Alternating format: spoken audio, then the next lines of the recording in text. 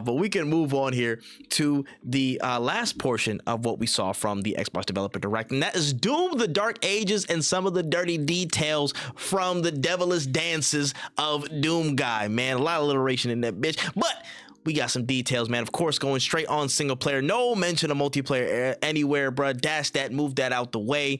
Again, apparently it's the Doom franchise's largest campaign ever. You can see the 30-story walking mechs and Power Ranger as Zords. You can fly on a dragon. More ground-based gameplay, kind of standing and fighting, parrying, moving with the shield. Again, new weapons, a lot of new locations.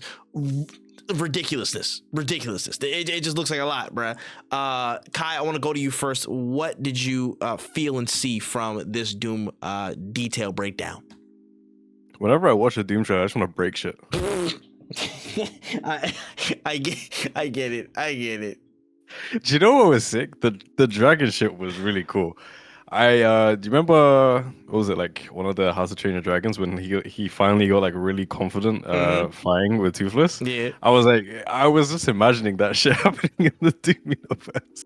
Dog, that's crazy. Oh, but it looks, I mean, Doom always looks fun. I even know what to add here. It's just like, I'm sure there's gonna be some shit that we've never seen before, like just gruesome, cool, just I don't even know how to describe the word I'm looking for, like the way things are in Doom. But I think everyone knows what I mean. Like shooting skulls, like it's just, yeah, I don't know. Yeah, I ain't gonna lie. The only version of hell I'd probably want to ever partake in my life is in Doom with the Xbox controller in my hand. So that's fair. That's fair. I ain't gonna lie. But when, as probably the foremost Doom enjoyer in this grouping of people, how did you feel about seeing it? So, first things first, I was like, low key, I was a little, what's the word for it? Like concerned, because I was watching the gameplay and I felt like the gameplay was kind of slow compared to Doom Eternal. And I was concerned because I loved how fast Doom Eternal was. And I loved everything else outside of the game speed. Everything else was cool as hell. I saw like certain like projectiles you would be able to reflect with the shield. Shield looks sick. Melee weapons look sick. Hearing that there's multiple melee weapons is also cool as hell, because now you get to like expand the way you play the game. I was super hyped, but I was like, damn, this feels like a little bit of a slower game. And could I get used to it? Absolutely. But then they introduced some of the accessibility options, which included game speed, and all of my out the window. My only concern is that people are going to play it at a speed that they don't like and then criticize the game for that. That's like my only real concern for the game, because I think this is going to be a game that's going to be a lot of fun to play on a faster game speed. So definitely checking out the settings after like your first couple encounters. But I'm gonna be playing this game nonstop. This game is gonna be so fucking good. I cannot wait to get my hands on it. The music was also another big concern that I had for this game, because I know Mike wasn't doing it for this game, but the game music also sounds really good. The game looks really good. The story's moving in a direction that when they said that they're gonna do more cinematic stuff, I was actually kind of happy about that, because I love the cinematics in Doom Eternal. And I think that Doom Eternal's story is really fleshed out in the codexes and the pages. And I think that stuff is cool, but I don't like it when games essentially want me to like read a book in the game. Don't get me wrong, I read on my own time. And if they'd released a Doom Eternal book to go along with the game, I would buy it and I would read it. But I hate having to like turn on my PC, put that back, like run the game to just sit there and scroll on a couple pages. You know what I'm saying? Like, I just feel like it's just not the best way of getting that information to me. So more cinematics is amazing. Not hearing anything about multiplayer is also pretty cool. The multiplayer for Doom Eternal was cool-ish. Like it was a cool concept, but it definitely wasn't something I was tapping into often. Like I think it also had like a battle pass. That shit was never gonna get completed by me. What?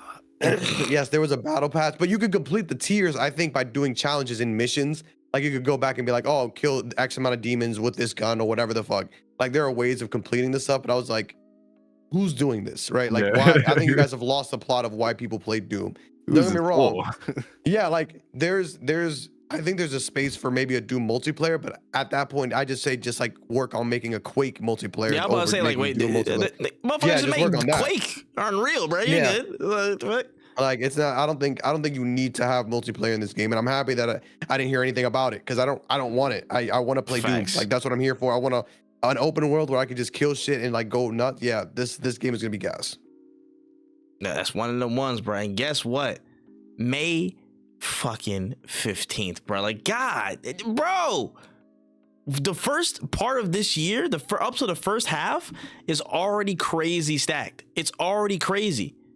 Xbox is like they were not playing about Q1 and Q2. They're trying to make sure they got some heat coming out the gate. And again, this is one of the big things that we're talking about. Xbox has a lot of games that they have on their slates. They are literally, as of today, I swear I saw a report, they are now the biggest publisher in the world. They are officially, you know what I'm saying? We knew it was already there, pretty much thereabouts, but it's official. They are the biggest publisher in the world. Now is the time for them to start dropping heat back to back to back to back to back. This was the play, you know what I'm saying? A part of this play was giving up a lot of their autonomy, or in terms of, again, hoarding everything on one service or packing their value onto the hardware. Now they packed in the ecosystem, but really at the end of the day, it's about these games. But if you're telling me Ninja Gaiden drop, well, that's multiplayer, it kind of doesn't count. South of Midnight is here on Game Pass. Expedition 33 is right after it, you know what I'm saying? Game Pass priority or whatever. And then you got Doom the Dark Ages just ready to roll. Like if you're getting these top loaded off the fact on your stuff first, that's what we want to see.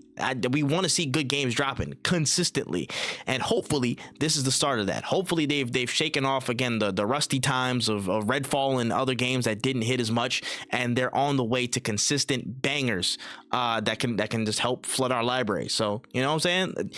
Hats off, because this is probably the best developer directed they've done, in my opinion.